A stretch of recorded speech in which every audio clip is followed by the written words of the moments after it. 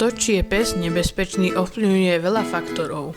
Je nespravodlivé označiť psa za nebezpečného, ale 15 psích plemien, ktoré som vybral, má väčšie sklony k agresivite než ostatné plemená. Pre tieto plemená potrebujete skutočne dobrého cvičiteľa. Aljašský malamut. Toto plemeno psa bolo vyšľachtené takmer rovnako ako husky. Taktiež je známy deštruktívnymi sklonmi, ak sa nudí. Je však známy aj pre svoju nezávislosť.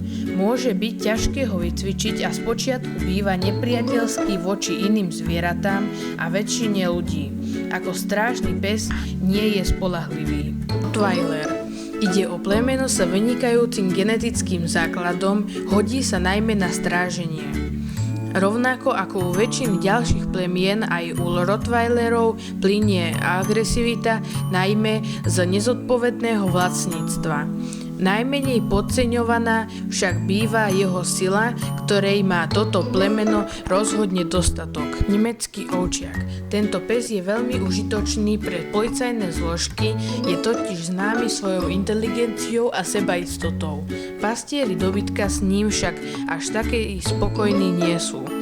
Existuje vysoké riziko, že na dobytok zaútočí. Pitbull. Tento pes bol pôvodne chovaný k štvaniu bíkov a psím zápasom.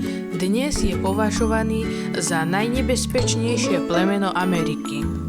Kaukazský ovčiak bol vyšľachtený k stráženiu dobytka, vďaka svojej asertivite, odvahe a silnej vôli sa dostal až na prvé miesto.